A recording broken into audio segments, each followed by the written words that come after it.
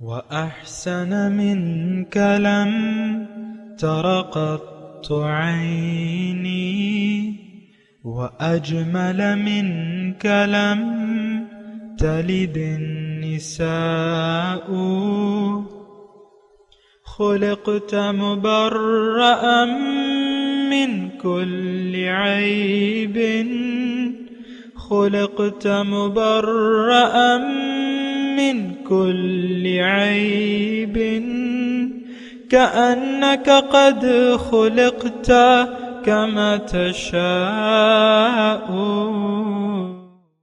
كتاب أنزلناه إليك مبارك ليدبروا آياته وليتذكر أولو الألباب. یہ کتاب برکت والی ہے جسے ہم نے آپ کی طرف نازل فرمایا ہے تاکہ دانش مند لوگ اس کی آیتوں میں غور و فکر کریں اور نصیحت حاصل کریں. اللہم صلی علی سیدنا محمد وعلی آل سیدنا محمد بعدد کل ذرۃ مئۃ الف الف مرۃ. سامعین و ناظرین کرام، السلام علیکم ورحمۃ اللہ وبرکاتہ. سامعین کرام، سورہ قمر آیت نمبر 1 سے 5 حصہ دوم 27-43 درس کا نمبر. آج کا موضوع کیا ہم حق کی تکذیب کرنے والوں میں سے ہیں. اس کے ساتھ آج کے سبق کا آغاز کرتے ہیں. سب سے پہلے گزشتہ سبق کا اعادہ ہوگا. اعوذ باللہ من الشیطان الرجیم. پناہ مانگتا ہوں میں اللہ کی شیطان مردود سے. بسم اللہ الرحمن الرحیم. شروع اللہ کے نام سے جو بڑا مہربان نہایت رحم والا ہے. اقتربت الساعة وانشق القمر. قیامت قریب آ پہنچی اور چاند شق ہو گیا. وَإِن يَرَوْا آيَةً يُعْرِضُوا وَيَقُولُوا سِحْرٌ مُسْتَمِرٌ. اور اگر کافر کوئی نشانی دیکھتے ہیں تو منہ پھیر لیتے ہیں اور کہتے ہیں کہ یہ ایک ہمیشہ کا جادو ہے. وَكَذَّبُوا وَاتَّبَعُوا أَهْوَاءَهُمْ وَكُلُّ أَمْرٍ مُسْتَقِرٌ. اور انہوں نے جھٹلایا اور اپنی خواہشوں کی پیروی کی اور ہر کام کا وقت مقرر ہے. وَلَقَدْ جَاءَهُم مِّنَ الْأَنبَاءِ مَا فِيهِ مُزْدَجَرٌ. اور ان کو ایسے حالات سابقین پہنچ چکے ہیں جن میں عبرت ہے. حکمت بالغۃ فما تغنی النذر. اور کامل دانائی کی کتاب بھی، لیکن ڈرانا ان کو کچھ فائدہ نہیں دیتا. سامعین کرام، سورہ قمر آیت نمبر 1 لفظی ترجمہ. اقتربت الساعۃ وانشق القمر. قیامت قریب آ پہنچی اور چاند دو ٹکڑے ہو گیا. وَإِن يَرَوْا آيَةً يُعْرِضُوا وَيَقُولُوا سِحْرٌ مُسْتَمِرٌ. اور اگر وہ کوئی نشانی دیکھتے ہیں تو منہ پھیر لیتے ہیں اور وہ کہتے ہیں کہ یہ تو ہمیشہ سے چلا آنے والا طاقتور جادو ہے. وَكَذَّبُوا وَاتَّبَعُوا أَهْوَاءَهُمْ. اور انہوں نے جھٹلایا حق کو اور اپنی خواہشات کے پیچھے چلے. وَكُلُّ أَمْرٍ مستقر.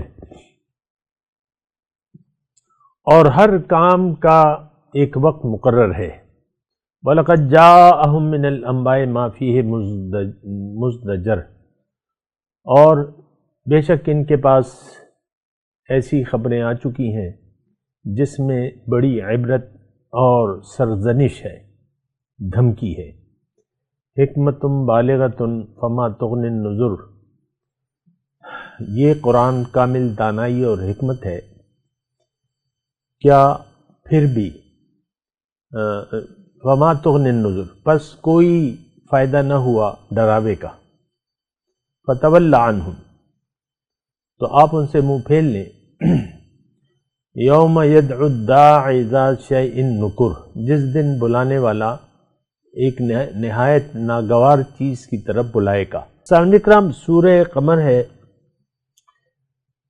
مکی صورت ہے 8 مکی 8 نبوی کے آس پاس اس کا دور ہے، اور وہی اس کے مضامین ہیں، اور زیادہ تر اس میں یعنی جو حق کو جھٹلاتا ہے اس کی بات ہو رہی ہے، اور اس کے جھٹلانے کے نتیجے میں جو نتیجہ مرتب ہوتا ہے دنیا اور آخرت میں، اس کی بات ہو رہی ہے۔ یہ تمام صورت کا تقریباً خلاصہ ہے۔ اب گزشتہ سبق میں بھی میں جو بات کر رہا تھا اس کا خلاصہ یہی ہے کہ آج ہم نے بھی حق کو جھٹلا دیا ہے اپنے عمل سے۔ ہم حق کی تصدیق کرنے کے لیے، یعنی حق کو فالو کرنے کے لیے آج کا مسلمان تیار نہیں ہے۔ دیکھیں، عام طور پہ یہ بات جو ہے، میں کوئی انہونی بات نہیں کہہ رہا، یا کوئی ایسی بات جو نہیں ہے اور ایک نئی بات۔ بعض اوقات ہوتا ہے نا، کوئی واعظ، کوئی بات سنانے والا آپ کو کوئی نئی حدیث کہ آپ سن کے حیران ہو جاتے ہیں، یار ہم نے تو یہ تو بڑی عجیب حدیث ہے، میں نے تو ابھی سنی نہیں، یہ وہ۔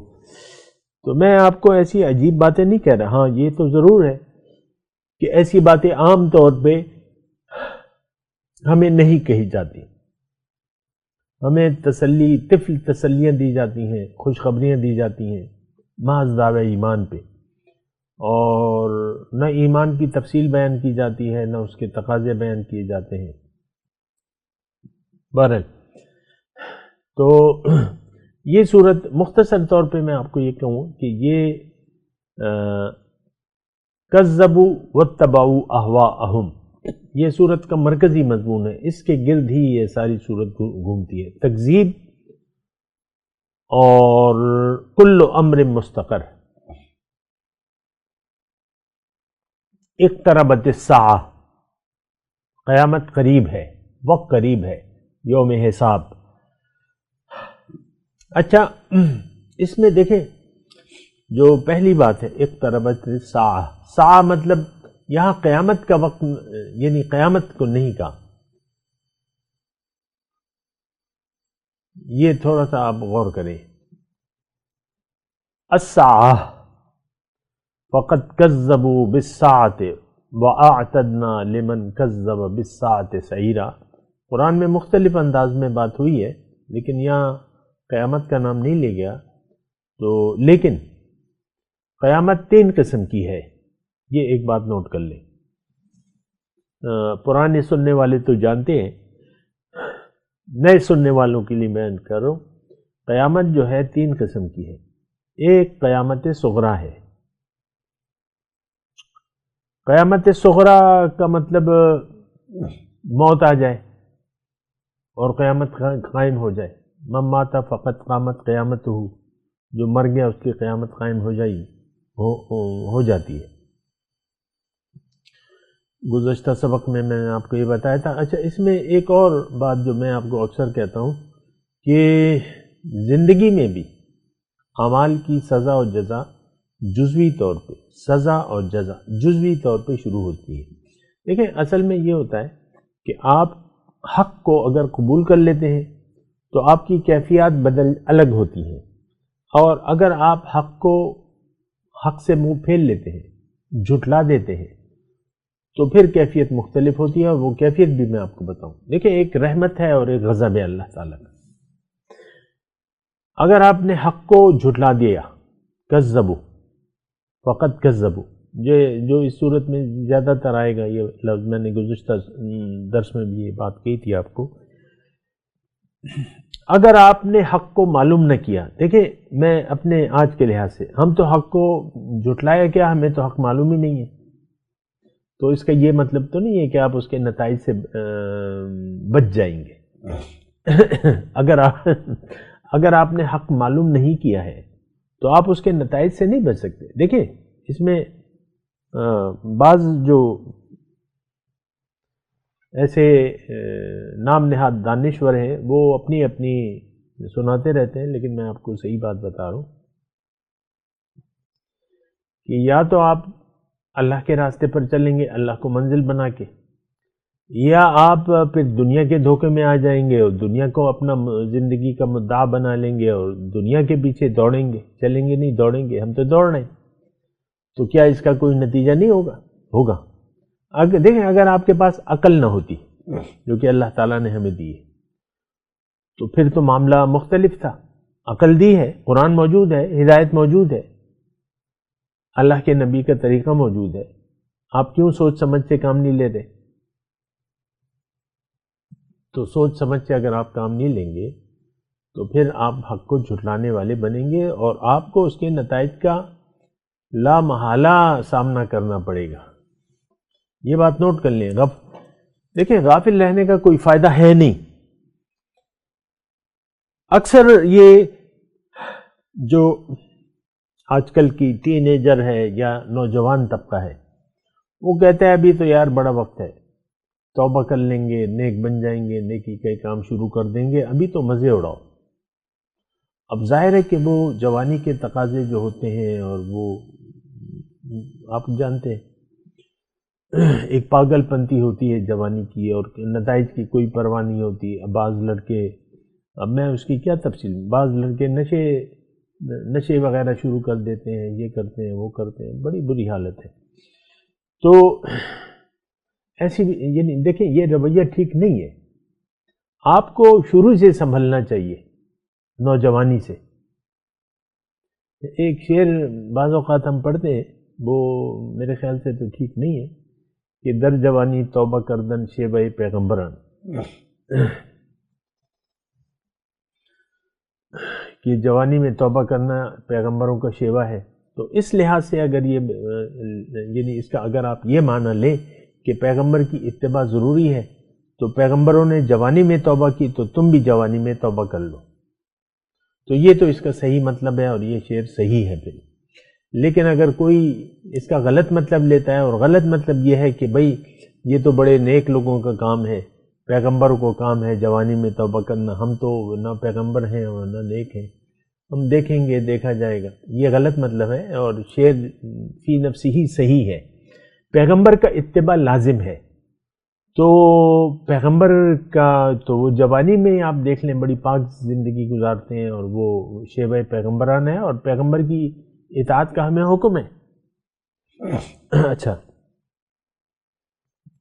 میں قیامت کی بات کر رہا ہوں، تھوڑی سی اگر آپ کی توجہ ہو، قیامت کی بات کر رہا ہوں. اس وقت بھی ہم اعمال کے نتائج میں گرفتار ہیں.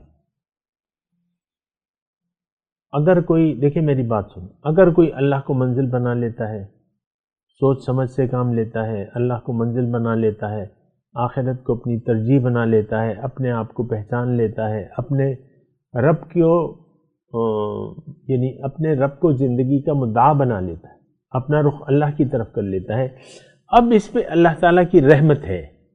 قرآن کے الفاظ ہیں ان رحمت اللہ قریب من المحسنین، جو نیکوکار ہیں اس پر، ان پہ میں اللہ کی رحمت ہے.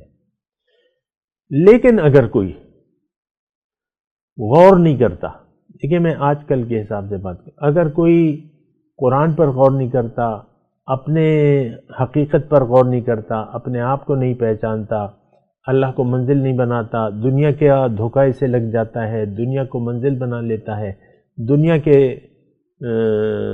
راستے پر چل پڑتا ہے بلکہ دوڑ پڑتا ہے، تو اللہ کی رحمت تو اس پہ نہیں ہوگی، کیونکہ اس نے حق کو جھٹلا دیا اپنے عمل سے. اب یہ اللہ کے غضب اور اللہ کی لعنت کا شکار ہوگا. اب یہاں پہ میں نے آپ کو پہلے بھی کہا تھا جزوی طور پہ یعنی جزائے اعمال تو آپ پر ہوگی، یا تو آپ اللہ کی رحمت کے سائے میں ہیں یا اللہ کے غضب کے سائے میں، یا تو اللہ آپ کی منزل ہے یا دنیا کا دھوکہ آپ پر چھا گیا ہے یا دنیا کا جادو چل گیا ہے اور آپ دنیا کے راستے پر دوڑ رہے ہیں، یا تو آپ ایک پرسکون زندگی گزار رہے ہیں، خوشحال جسے ہم کہتے ہیں. وہ خوشحال نہیں پیسے ٹکے بہت نہیں، تو دل آپ کا مطمئن ہوگا. لیکن اگر آپ نے اللہ کی یاد سے منہ موڑ لیا تو آپ کا دل پریشان ہوگا. قرآن کی آیت کا ترجمہ کیا میں نے، من اعرض عن ذکری فإن له معیشۃ ضنکا. قیامت کا آغاز یعنی جزائے اعمال کا آغاز آپ کی زندگی میں جزوی طور پہ ہو جاتا ہے۔ اچھا، جب موت کا وقت آتا ہے تو اس وقت مہلت پوری ہو جاتی ہے۔ دنیا میں اگر آپ نے اللہ کی یاد سے منہ موڑ لیا تو موت تک آپ کو مہلت ہے، جب تک آپ غرغرہ موت میں گرفتار نہ ہوں، نزع علامات موت واضح نہ ہوں۔ علامات موت آ جائیں پھر توبہ نہیں قبول ہوتی، اس سے پہلے قبول ہو جاتی ہے۔ لیکن میں کہہ رہا ہوں کہ آپ موت کا انتظار کیوں کر رہے؟ موت کا تو وقت پتہ نہیں چلتا، ہو سکتا ہے ایکسیڈنٹ ہو جائے بس پھر تو کچھ یعنی پھر اچانک معاملہ ہوگا سب کچھ، یا ہارٹ اٹیک آ جائے، اچانک آپ دل پہ ہاتھ رکھ لیں یار مجھے کچھ ہو رہا ہے، پھر لیٹ جائیں اور پھر بات ختم ہو جائے۔ ایسا نہیں، موت کا انتظار نہ کریں۔ جوانی میں جو جوان میری بات سن رہے ہیں، آپ عمر کے جس حصے میں بھی ہیں، 20 سال ہیں، 40 سال ہیں، 60 سال ہیں، 80 سال ہیں، 75 سال ہیں، جس حصے توبہ کر لیں، خالص توبہ، کیونکہ آپ عالم آخرت جانے والے ہیں اور عالم آخرت میں ہیں۔ یہ ابھی میں تفصیل زیادہ نہیں کر رہا لیکن ہے، جزائے اعمال جزوی طور پہ تو ہے۔ اچھا، اس میں دوسری بات یہ ہے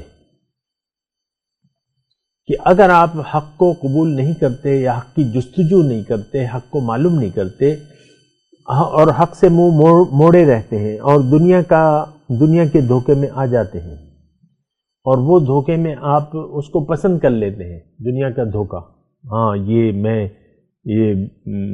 میرا کاروبار، یہ میرا عہدہ، یہ میری بیوی، بچے، شوہر، یہ میرا گھر، یہ میرے ایسٹس ہیں، یہ بنگلہ میرا ہے، وہ زمینیں میری ہیں۔ اس کے اگر دھوکے میں آپ آ گئے تو پھر یہ ہے کہ یہ دھوکہ آہستہ آہستہ پکا ہوتا رہے گا۔ جیسا کہ ایک لوہے کی چیز کو اگر آپ پانی میں یا بارش میں رکھیں تو وہ گیلی ہوتی رہے گی، زنگ آلود ہوتی رہے گی، اسی طرح یہ دل کی کیفیت ہے سر۔ آپ کو میں واضح طور پہ بتا رہا ہوں، دل پھر آہستہ آہستہ سخت ہوتا رہتا ہے۔ ثم قست قلوبکم من بعد ذالک، اس کے بعد تمہارے دل سخت ہو گئے۔ تو دل کی سختی، آپ مہلت نہ مانگیں اللہ سے کہ نہیں ابھی تو میں جوان ہوں اور ہو جائے گا، کر لیں گے، نیکی کر لیں گے، ایسا نہ کریں۔ میں مختصر الفاظ میں بات کر رہا ہوں، فوراً الم یأن للذین آمنوا ان تخشع قلوبہم لذکر اللہ وما نزل من الحق، کیا مومنوں کے لیے وہ وقت نہیں آیا کہ ان کے دل جھک جائیں اللہ کی یاد میں؟ یہ باتیں میں اکثر دہراتا رہتا ہوں اور اس کا مقصد خیر خواہی ہے اور کوئی مقصد نہیں ہے میرا۔ ہم اپنا سر اللہ کے حکم کے سامنے جھکانے کے لیے تیار نہیں ہیں، ہم دنیا کے دھوکے میں رہنا چاہتے ہیں۔ ہم نے دنیا پر اپنی ملکیت کا دعویٰ کر دیا ہے، ہم مالک بن گئے، ہم خود مختار بن گئے، ہم میں سے ہر شخص فرعون وقت ہے، انا ولا غیری، اور شیطان ہے انا خیر منہ۔ تو یہ ساری باتیں ہیں، اس کو تھوڑا سا آپ سوچیں سمجھیں۔ بہرحال میں اپنے مضمون کا اللہ کی عطا سے آغاز کرتا ہوں۔ یہاں ایک تو قیامت کی بات ہو رہی ہے، اقتربت الساعہ، اس کے میں نے بات کی بھی ہے، لیکن یہ میں نے آپ کو کہا کہ آپ نے اگر حق کو توجہ نہیں دے رہے، توبہ نہیں کر رہے، اللہ کی طرف رجوع نہیں کر رہے، استغفار نہیں کر رہے، اپنی اصلاح نہیں کر رہے، تو پھر جو برے نتائج ہیں اس کا آغاز ابھی سے ہو جائے گا۔ بس یہ ایک جملہ نوٹ کر لیں، جب اپنے دیدہ دانستہ یجحدون کے الفاظ ہیں قرآن میں، دیدہ دانستہ، قرآن آپ کو معلوم نہیں ہے اللہ کی کتاب ہے؟ کیا آپ کو معلوم نہیں ہے ضابطۂ حیات ہے؟ کیا آپ کو معلوم نہیں ہے کہ حضور صلی اللہ علیہ وسلم کی زندگی قابل اتباع ہے اور اس کا حکم ہے؟ اللہ نے حکم دیا ہے یہ سب کچھ اگر آپ کو معلوم نہیں ہے آپ معلوم کریں، اگر نہیں ہے معلوم کریں اور یعنی اللہ کے راستے پر چل پڑیں۔ اگر ایسا نہ ہوا تو دنیا میں خراب زندگی سے آپ بچ نہیں سکتے۔ دیکھیں اللہ تعالیٰ نے قرآن میں فرمایا ہے کہ لِلَّذِينَ أَحْسَنُوا فِي هَذِهِ الدُّنْيَا حَسَنَةٌ، جو نیکوکار ہیں ان کے لیے اس دنیا میں بھلائی ہے، لیکن اس کا جو متضاد ہے جو بدکار ہیں یعنی جن کے اعمال نیک نہیں ہیں، اس کی میں تشریح کر بھی چکا ہوں، یعنی جس کی منزل اللہ نہیں ہے اس کے لیے اس دنیا میں کوئی بھلائی نہیں ہے، یہ سکون کا سانس نہیں لے سکے گا، یہ پریشان رہے گا، بدحال رہے گا۔ اللہ تو خیر، اب تھوڑا سا میں آگے بڑھتا ہوں۔ وانشق القمر، چاند دو ٹکڑے ہو گیا۔ اب یہ چاند دو ٹکڑے ہونے، دیکھیں اس میں اختلافات پائے جاتے ہیں کہ کیسے دو ٹکڑے ہوا، آیا مشرکوں نے مطالبہ کیا، آیا آپ نے انگلی اٹھائی، اور یہ کیا ہے، یعنی مختلف احادیث ہیں، میں اس اختلاف میں آپ کو نہیں لے جاتا، میں اس پہ بحث نہیں کرتا، وہ کتابوں میں آپ کو مل جائے گی اگر آپ بحث کے طالب ہیں۔ حضور صلی اللہ علیہ وسلم مینا میں کھڑے ہوئے تھے، میری جو یعنی حاصل مطالعہ ہے، حضور صلی اللہ علیہ وسلم مشرکین کا معجزہ دکھانے کا مطالبہ اور حضور صلی اللہ علیہ وسلم کا انگلی کا اشارہ، یہ ثابت نہیں ہے احادیث سے، بعض ایک احادیث ہیں لیکن وہ اس کی علماء نے توجیہ کی ہے۔ دو اس کے راوی ہیں، ایک ابھی پیدا ہی نہیں ہوتے اور دوسرے جو تھے وہ چھوٹے تھے، حضرت انس مدینے میں تھے اور چھوٹے تھے، وہ اس کے راوی ہیں۔ یہ تو مکے کی بات ہو رہی ہے، بہرحال علماء نے اس کو قبول نہیں کیا ہے۔ اور عام طور پہ قرآن کا نص سے یہ ثابت ہے کہ یعنی معجزوں کی طلب کی ہے مشرکین نے، یہاں نہریں نکال دو، تم سونے کا محل اپنے تمہارے لیے بنا دو، اس کو وادی بنا دو، مکے کو زراعت کریں ہم۔ تو جواب میں کہا ہے حل کن تو اللہ بشر رسولہ، بھئی میرے یہ کام نہیں ہے، میں تو ایک بشر ہوں، انسان ہوں، خدا نہیں ہوں اور رسول ہوں، میرا کام تو تم تک پیغام پہنچانا ہے۔ تو میں اس میں زیادہ بحث نہیں کر رہا۔ اللہ نے جہاں بھی معجزات، یعنی اللہ تعالیٰ نے قرآن میں یہ ہمیں یہ بتایا ہے کہ جب بھی معجزات طلب کیے ہیں مختلف جگہ، پیغمبر نے وہ مطالبات نہیں مانے۔ اور یہ بات میں اکثر آپ کو کہتا رہتا ہوں کہ پیغمبر کی دعوت ہے اللہ کی طرف دلائل سے، یہ کشف و کرامات اور معجزے اور کرامتیں اس سے دعوت نہیں ہوتی، کوئی پیغمبر آپ مجھے بتا دیں سوائے، دیکھیں بعض اوقات اللہ کی اپنی حکمت ہوتی ہے، اس کو ہم نہیں جانتے، ایک عمومی وہ ہوتا ہے اور یعنی عمومی طریقہ کار۔ آدم علیہ السلام نے، نوح علیہ السلام نے، قوم عاد نے، قوم لوط نے، ان پیغمبروں نے کوئی معجزہ نہیں دکھایا۔ قوم سمود کا ایک اونٹنی تھی، تو وہ بھی مطلب یہ ہے کہ وہ اللہ کی ایک نشانی تھی، وہ پھر بعد میں بات کر کے موسیٰ علیہ السلام اور عیسیٰ علیہ السلام کی معجزات۔ موسیٰ علیہ السلام کو معجزات اللہ تعالیٰ نے یہ تھی، وہ مطالبہ انہوں نے نہیں کیا تھا، لیکن وہ اللہ تعالیٰ کی حکمت تھی، اللہ جانے اور اس کی حکمت جانے۔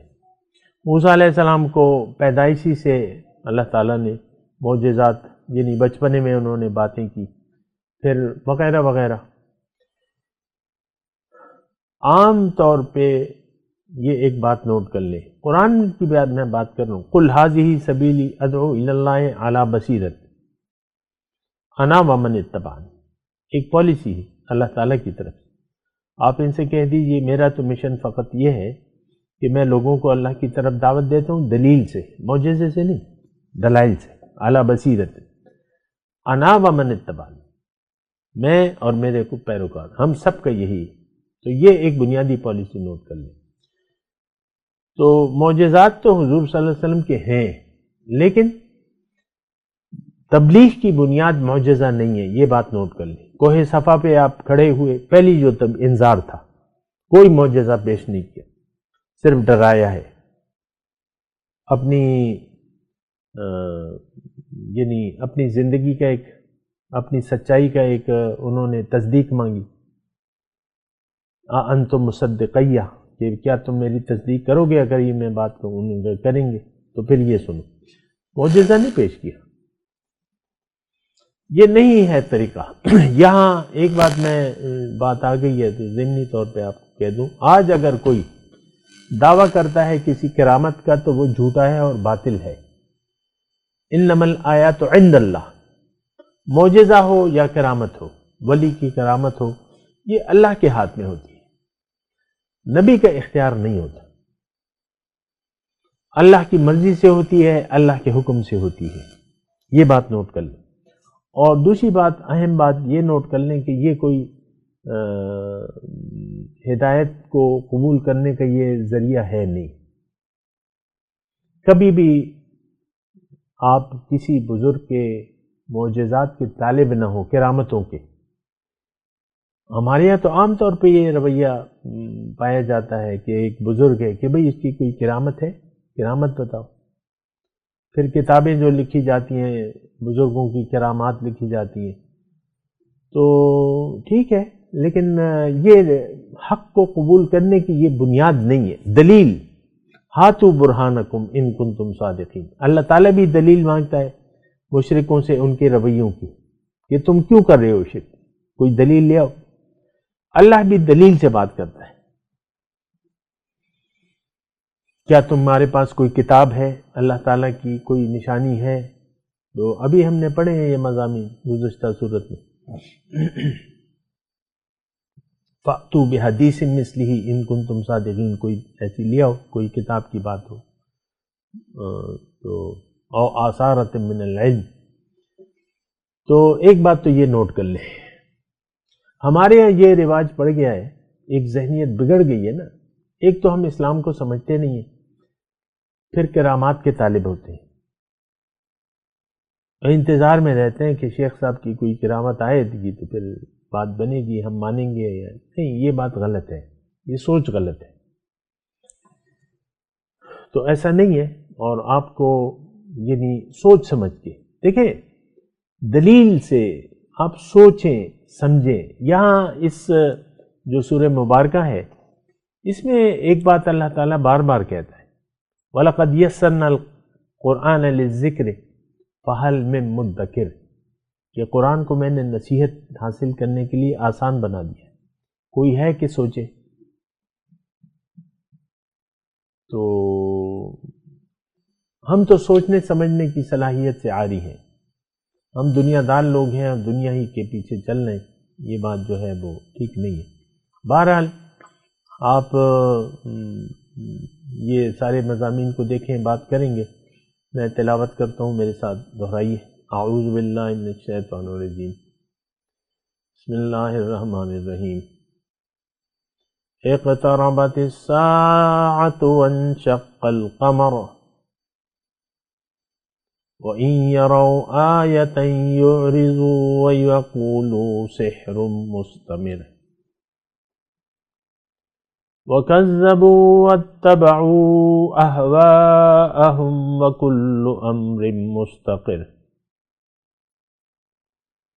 وَلَقَدْ جَاءَهُمْ مِنَ الْأَنْبَاءِ مَا فِيهِ مُزْدَجَرٌ حکمت بالغۃ فما تغنی النذر۔ اب ان آیت کی تلاوت اور ترجمہ۔ اعوذ باللہ من الشیطان الرجیم، پناہ مانگتا ہوں میں اللہ کی شیطان مردود سے۔ بسم اللہ الرحمن الرحیم،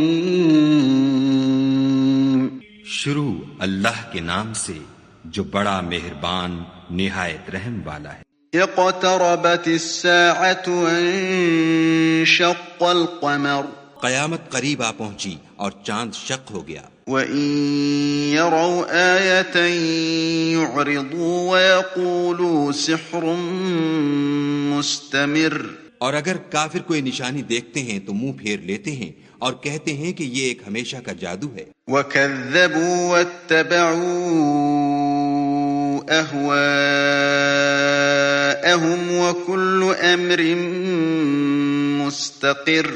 اور انہوں نے جھٹلایا اور اپنی خواہشوں کی پیروی کی اور ہر کام کا وقت مقرر ہے.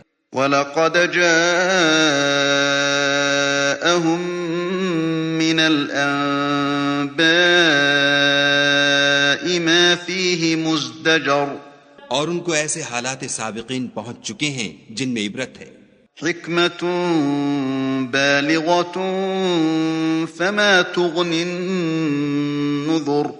اور کامل دانائی کی کتاب بھی، لیکن ڈرانا ان کو کچھ فائدہ نہیں دیتا.